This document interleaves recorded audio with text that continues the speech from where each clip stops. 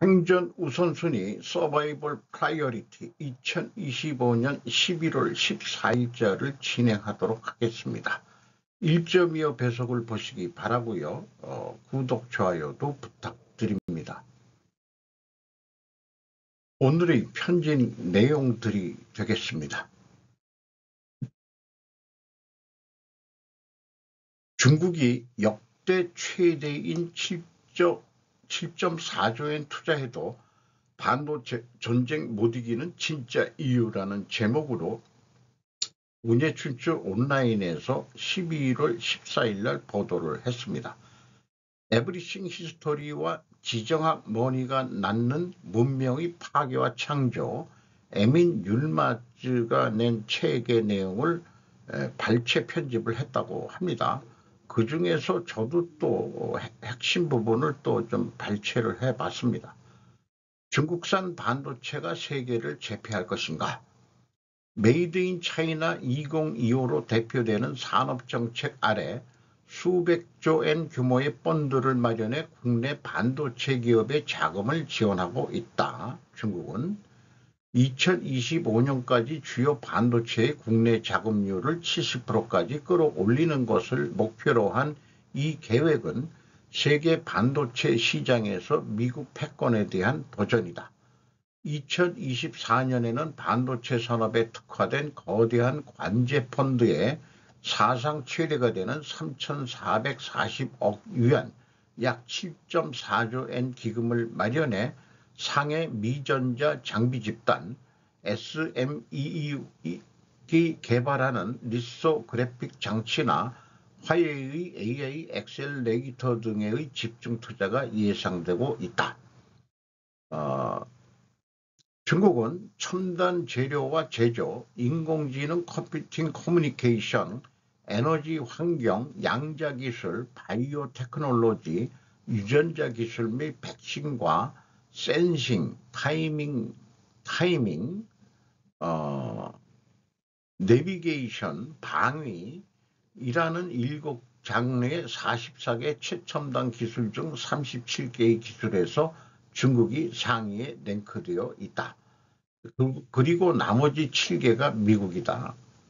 외계인이 만든 것 같은 복잡한 기술. 하지만 중국의 반도체가 세계의 주류가 되는 일은 없다고 나는 보고 있다.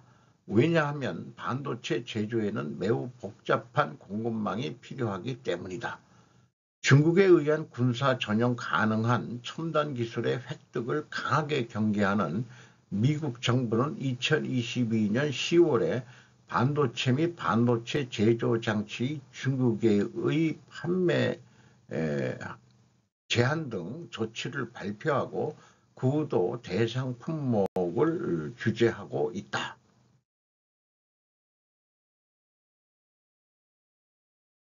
일본, 네덜란드, 독일, 한국을 포함한 동맹국에 대해서도 규제에 대한 동조를 요구하고 있다. 반도체 관련 수출 규제가 갈수록 강해지는 가운데 중국이 자급자족 체제를 확립하는 것은 현실적으로 어려울 것이다. AI에서는 독자적인 강점을 발휘하는 중국, 14억 명이 넘는 인구에서 얻을 수 있는 방대한 빅데이터는 AI 모델 학습과 정확도 향상에 있어 유리한 조건일 것이다. AI 시대에 있어서는 데이터는 보물의 산이다. 중국 스타트업이 개발한 딥시크는 구글, 메타, 오픈 AI와 같은 거대 테크의 10분의 1 정도의 예산으로 비슷한 수준의 성능을 가진 대규모 언어 모델을 개발해 세계에 충격을 안겼다. 고성능 칩에 대한 액세스가 제한되는 가운데서도 소프트웨어의 효율화나 알고리즘의 궁리에 의해서 브레이크 스루 돌파구를 낳을 여지는 충분히 있는 것이다. 반도체 공급망의 지정학 리스크. 현재 반도체 제조의 대부분은 동아시아에서 이루어지고 있다.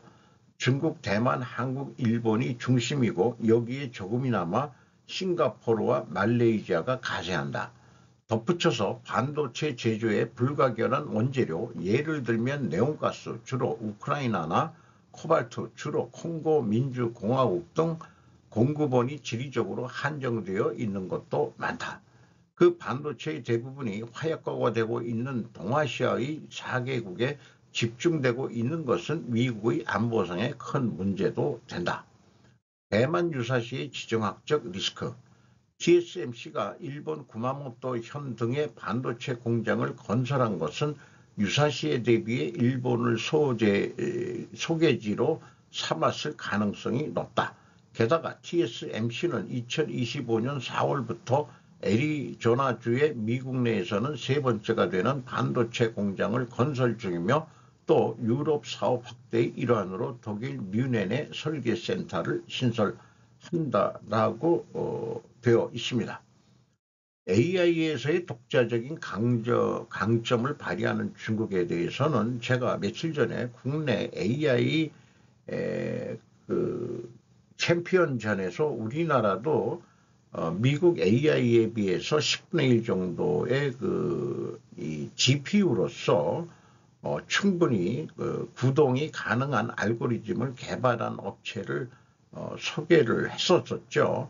근데 국내에서는, 국내 정부에서는 거들떠보지도 않는 것으로 그렇게 되어 있는데, 중국은 그런 딥시크를 통해 가지고 그렇게 많은 GPU가 없어도 AI가 가동되도록 그렇게 하고 있다면은 이것은 사실은 좀 고민거리일 거라고 생각합니다.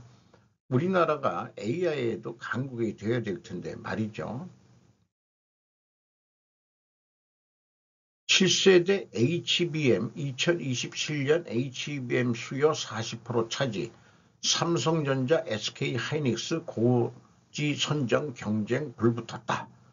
전병수 조선비즈 11월 13일입니다. 삼성전자 SK하이닉스 HBM4E 개발 고삐, 이르면 내년 상반기 개발 목표, 맞춤형 HBM 시장 본격 개화 전망. 메모리 반도체 업계의 6세대 고대역폭 메모리 HBM4 경쟁이 본격화한 가운데 차세대 HBM에 대한 수요가 가시화되면서 삼성전자와 SK하이닉스 등이 개발의 속도를 높이고 있다. 차세대 HBM인 7세대 HBM4E부터는 정해진 규격에 맞춰 제품을 개발해 양산하는 범용 제품부터 고객사가 원하는 방식으로 핵심 부품을 설계해 공급하는 맞춤형까지 시장이 확대될 것으로 전망이 된다. HBM4 시장까지는 그동안 독주 체제를 고쳐온 SK하이닉스가 선점했다. SK하이닉스는 업계 큰손인 엔비디아와 HBM4 내년 공급 물량에 대한 협상을 메모리 반도체 기업 중 가장 먼저 마무리했다. 삼성전자와 SK하이닉스 모두 HBM4E 두뇌 역할을 담당하는 로직 다이, 베이스 다이 설계를 고객사가 원하는 방식으로 설계해 제조하는 맞춤형 HBM 시장을 준비 중이다. 해가지고 HBM3E의 사이즈, HBM4의 사이즈를 가리키는 사진을 게재를 했네요. 숨 넘어가는 경제의 진통제만, 수출 편중 내수 부진 청년 고용 악화의 경고. 최은서 임준환 뉴데일리에서 11월 13일. 이 제목 자체는 중국하고 똑같은 것 같습니다.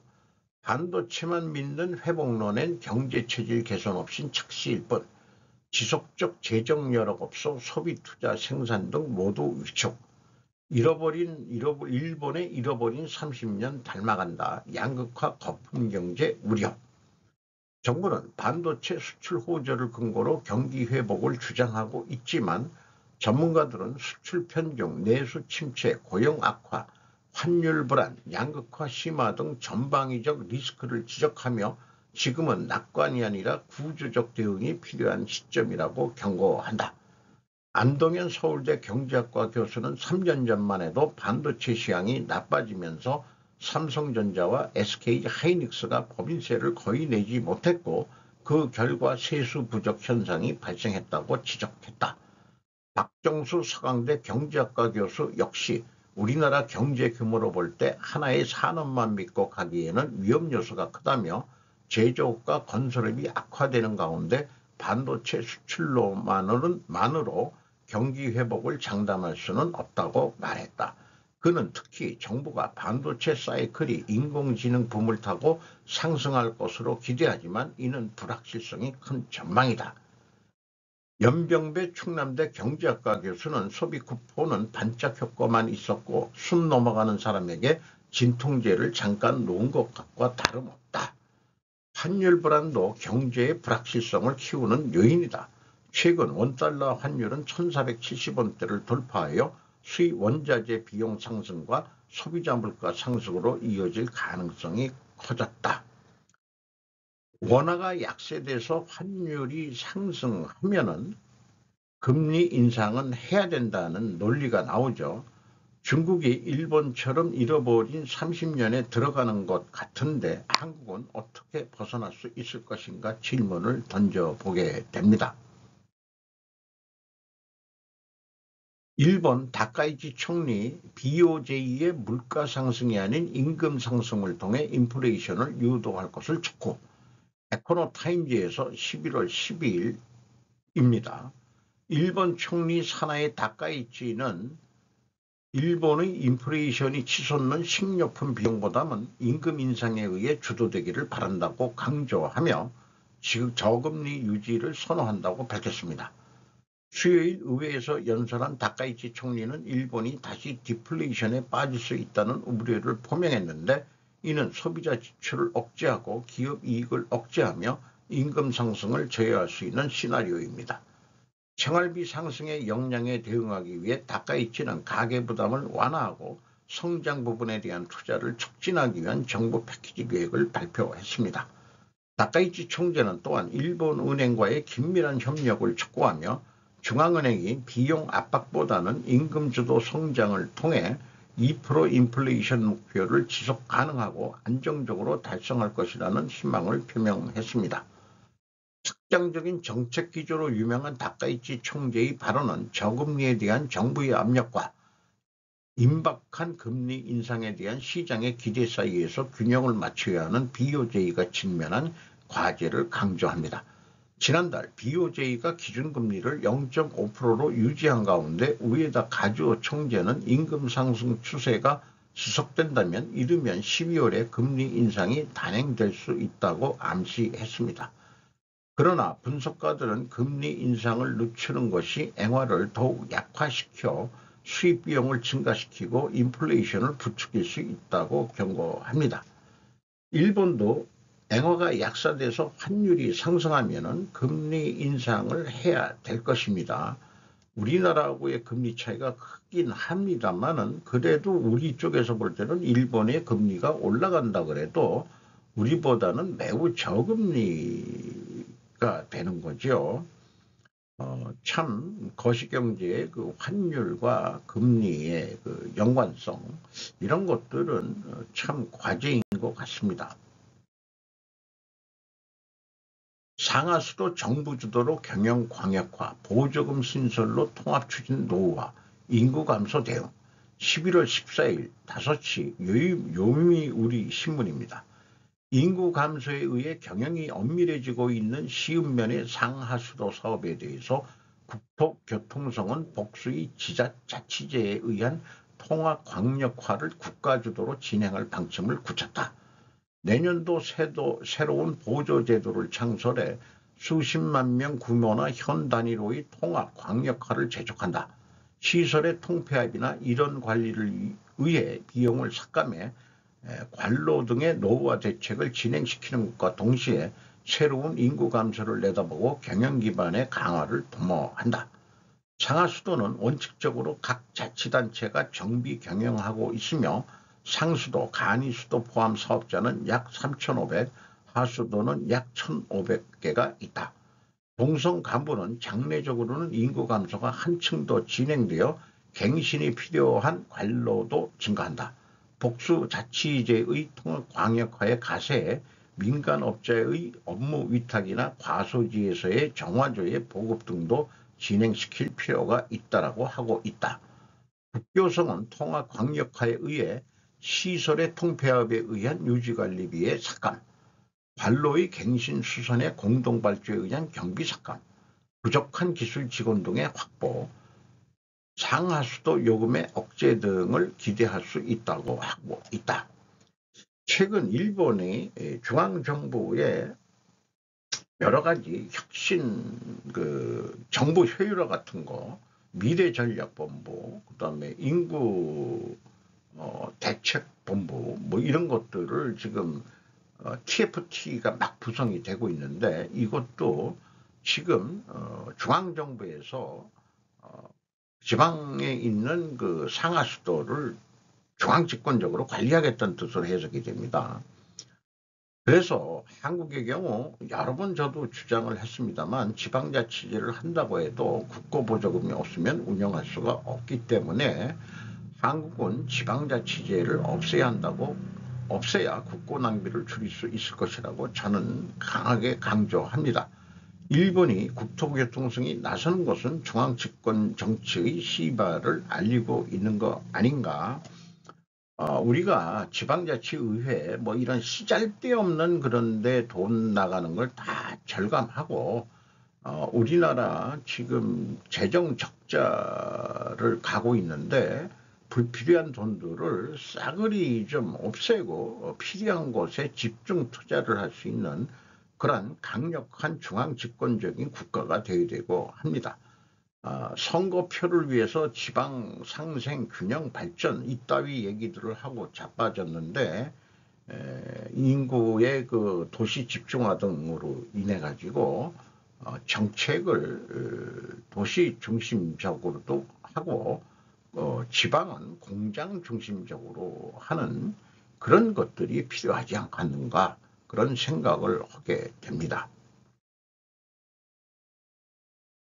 한국 재정적자 9월 100조 원 돌파, 전년 동기 대비 11조 원 확대. 11월 14일 중앙일보 일본판입니다. 올해 9월 말 기준으로 한국의 재정적자가 100조 원, 약 10조 5천억을 넘어섰다. 코로나19 유행 당시 대규모 재정이 투입된 2020년에 이어 두 번째로 큰 규모다. 국민연금 등 4대 보장성 기금을 제외한 관리재정 수지는 102조 4천억 원 적자로 2020년 108조 4천억 원 이후 두 번째로 큰 규모다. 1, 2차 추경 집행의 역량이 반영된 결과로 풀이된다. 그러나 제 생각에는 근본 원인은 은폐되고 있다고 보입니다. 9월 말 기준 중앙정부의 국가채무는 1259조 원으로 전월 대비 1조 9천억 원 감소했다. 10월 국고채 발행 규모는 17조 7천억 원이며 국고채 금리는 통화정책 기조에 대한 시장의 기대 변화 등으로 전월보다 상승했다. 1월에서 10월 국고채 발행량은 205조 2천억 원으로 연간 발행 한도의 88.8%였다. 지난해 같은 기간 발행량은 148조 5천억 원으로 발행 한도의 93% 수준이었다. 현재 재정 수지를 제가 표로 만들었는데 총 수입이 480조 5천억 원입니다. 그러나 9월 현재 돈을 쓴 것은 544조 2천억 원으로 적자가, 재정 수지 적자가 63조 7천억 적자가 나 있는 상태죠. 그래서 제가 앞서도 얘기했지만은 지방자치제가 한국의 제약이라고 생각을 합니다. 지방자치제를 없애야만 합니다. 강력한 중앙집권 정치의 행정으로 관리되어야 된다고 저는 일찍부터 주장을 해왔습니다. 통일이 되더라도 마찬가지가 되겠습니다. 우리나라는 고속도로나 통신망 이런 것들이 통일이 된다 그래도 신의주에서 부산까지 일일 생활권으로 충분히 할 수 있을 거래요. 한경도 쪽은 조금 모르겠어요. 그러나 그쪽도 고속도로나 뭐 이런 전철 이런 것들이 쫙쫙 낮으면은 거기도 저기 두만강까지도 일일 생활권으로 충분히 할 수 있을 거라고 생각을 합니다. 가자지구 트럼프 평화계획 중단으로 사실상의 분할 증명. 그래서 영어를 보면은 디팩토라는 게 있습니다. 사실상 분할이라는 얘기인데, 디팩토라는 게 이제 그게 이제 유럽 용어인데 그 국제 표준 이런 게 아니고 실질적인 표준이다. 뭐 이런 할 때 보통 디팩토라는 말을 씁니다. 결국은 가자 지구가 쪼개진다는 거로 이해가 됩니다. 11월 11일입니다. 도널드 트럼프 미국 대통령의 가자 평화 계획을 실행하려는 노력이 흔들리고 있으며 이스라엘과 하마스가 통제하는 지역 간의 사실상 분열 가능성이 커지고 있습니다. 여러 유럽 관리들에 따르면 계획의 진전이 정체되었고 재건은 이스라엘이 점령한 지역에서만 진행될 수 있으며 앞으로 몇 년 동안 가자 지구의 분열이 심화될 수 있다고 합니다. 트럼프 계획의 다음 단계는 과도 통치 기구인 옐로라인에서 이스라엘의 철수, 하마스의 무장해제, 재건을 구상하는 것입니다. 그러나 하마스가 무장해제를 거부하고 이스라엘이 팔레스타인 당국의 개입을 거부하면서 실행이 중단된 것으로 보입니다. 미국이 다국적군과 과다화 정보를 2년간 승인하기 위한 유엔 안전보장이사회 결의안 초안을 작성했지만 파병 의사가 있는 국가는 거의 없습니다. 미국 부통령 제이디 벤스와 자레드 쿠슈너 이스라엘이 통제하는 구역에서 모델 지역을 만들기 위한 재건이 시작될 수 있다고 제안했으며 비평가들은 이 움직임이 분열을 고착화시킬 수 있다고 경고하고 있습니다. 이스라엘의 베냐민 네타냐후 총리는 가자 지구를 재점령할 의도는 없지만 새로운 하마스의 공격을 막기 위해 보안 완중 장치를 유지할 것이라고 주장합니다. 가자지구 배치 없다더니 미군은 왜 인근에 기지 알아봤을까? 디브리핑. 김영철 헤럴드 경제에서 11월 13일 날 우리는 뭐 하루 뒤늦게 이틀이나 뒤늦게 관련 뉴스를 보도했네요. 국제안정학원 병력 주둔용 미 중부사령부 미군 배치되지 않을 것. 미국이 가자지구 인근에 최대 1만 명을 수용할 수 있는 임시 군사기지 건설을 검토 중이라고 블룸버그 통신이 11일 보도했다. 도널드 트럼프 미국 대통령의 가자지구 평화 구상을 추진하려는 목적으로 미군이 국제안정학원 ISF가 주둔할 기지를 조성하려는 것 아니냐는 관측이 나온다. 미 해군은 기지 건설을 위해 민간업체의 견적을 요청한 것으로 확인됐다고 블룸버그는 전했다. 국제안정학원 기지 조성 위한 계획일 수도. 다만 미군 측이 가자지구 인근의 기지 건설을 검토한 것은 이스라엘의 국제안정학원 ISF를 위한 잠재적 기지를 조성하기 위한 계획이라고는 관측이 나온다. 브래들리 보먼 민주주의 수호재단 국장은 하마스를 무장해제하는 과정에서 물류를 관리하려면 이스라엘군 기지와는 별도로 상당한 규모의 기지가 인근에 필요할 것이라며 국방부가 트럼프 행정부의 평화구상을 지원하고 ISF를 준비하기 위해 선제적으로 움직이는 것일 수도 있다고 분석했다.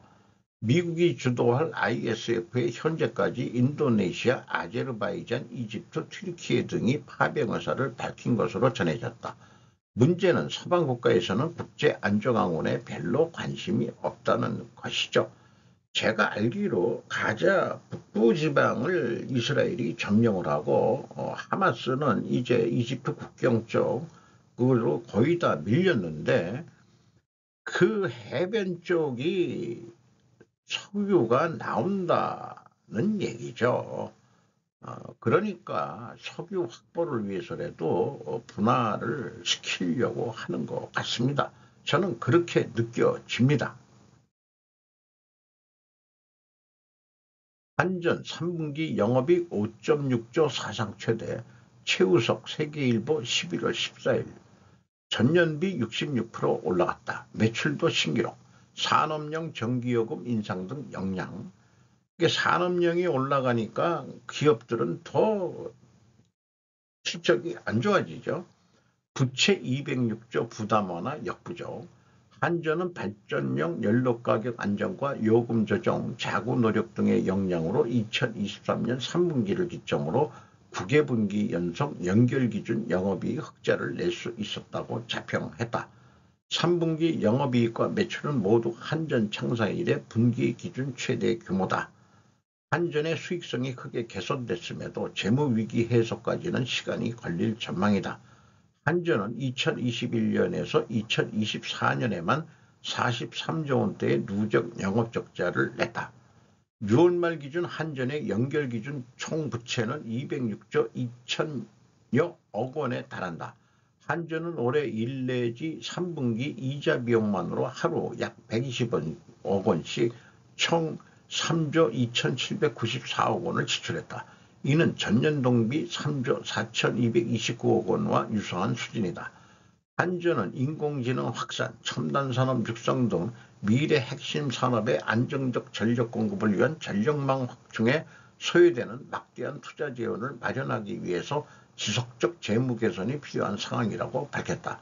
이어 요금 현실화와 구입 전력비 절감 등을 통한 재무 건전성을 확보해 에너지 고속도로 및 AI 인프라를 위한 국가 전력망 적기 구축에 차질이 없도록 정부와 긴밀히 협력해 나갈 계획이라고 했다.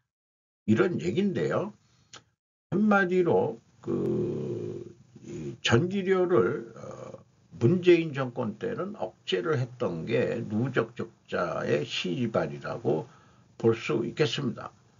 윤 정권에서도 그렇게 많이 안 올렸고 막판에 좀 올린 것 같은데 일반 국민 소비용은 많이 안 올렸지만 산업용을 많이 올려가지고 적자를 해보려고 그러는데 그 싼 원전은 생각을 안 하고 계속 재생에너지 발전 단가가 꽤 높은데 화력발전만큼이나 이해가 안 되는 상식이 통하지 않는 그런 발전 정책을 가지고 있는 게 정치 목적 외에는 이 정치 목적이라는 것 외에는 이해할 수가 없는 거지요. 국민들은 다 죽더라도 지방자치에서 지방을 위한 그런 그러니까 그 지방자치를 없애야 된다고 계속 제가 주장을 하는 겁니다. 국가 전체를 보고서 해야지 이 전력이나 이런 인프라는 그렇게 생각을 합니다. 러시아 최초의 인공지능 로봇이 승리의 의막에 맞춰 무대 위를 걸어 몇 걸음 내디뎠고 곧바로 얼굴에 심었습니다. 표현했는데 이게 그 몇 걸음 앞으로 나와서 넘어지는 장면이고 부랴부랴 그 칸막이로 막는 것을 X에서 가져왔습니다. 아이돌 러시안 AI 로봇 페일이라는 이렇게 세 가지 용어로 충분할 것 같습니다. 이 얼굴 자체는 아마도 푸틴의 얼굴을 형상화한 것 같습니다. 그래서 이런 사진까지 했는데 실패한 AI 로봇. 근데 얼굴 표정도 막 움직이는 게 나왔어요. 그런데 얼굴 표정만 잘면 뭐합니까? 제대로 걷질 못하는데. 우크라이나 반부패 감시기관 대규모 리베이트 스캔들 주장. AP통신 11월 14일 날 보도했습니다. 러시아가 우크라이나 에너지 인프라에 대한 공격을 재개하면서 겨울을 앞두고 정전이 발생함에 따라 국영 원자력 회사와 관련된 대규모 횡령 및 리베이트 스캔들로 인해 고위 관리들이 조사를 받고 있습니다. EU 주요 에너지 스캔들 이후 우크라이나의 부패 단속 요구 재개. 일리아 노비코프가 AP에서 11월 14일 날 이 앞에 거는 오전 5시 10분인데 6시 23분에 유럽연합 관리들은 목요일 우크라이나가 재정 지원을 유지하는 능력을 해칠 수 있는 주요 부패 스캔들 이후에도 독직을 계속 단속해야 한다고 경고했습니다. 그러나 그들은 또한 키이우가 러시아 침공을 막기 위해 압박을 가함에 따라 원조가 계속 흐를 것이라는 보장을 제공했습니다. 젤렌스키는 성명에서 우크라이나 국민, 유럽 파트너 및 국제 기부자들의 신뢰를 회복하기 위해 완전한 투명성, 독립 반부패 당국에 대한 장기적인 지원, 신속한 추가 조치를 약속했다고 밝혔습니다. 부패와의 싸움은 한 국가가 EU에 가입하는 데 있어 매우 중요하다는 점을 강조하고 싶습니다. 부패에 대처할 수 있는 강력한 역량과 법치주의 존중을 보장하기 위한 지속적인 노력이 필요합니다. 젤렌스키가 이런 얘기를 했는데 제 생각엔 전쟁 중에 부패가 일어난다는 것은 나라가 망조가 아닌가 하는 생각이 들어가는데요. 이 지도자인 젤렌스키부터 투명한지 자기가 민물이 맑아야 우리부터 옛날부터 아랫목도 맑다고 그러는데 밑에 아새끼들이 헤쳐먹을 때는 윗놈도 헤쳐먹는데 나라고 못 해먹겠느냐 이런 게 아니냐. 젤렌스키는 깨끗한데 미의 애들이 독직을 하고 그다음에 부패를 한다? 있을 수 없는 얘기라고 생각합니다. 아니면 무능하든가 그렇겠죠. 오늘도 좋은 하루 되시기 바랍니다.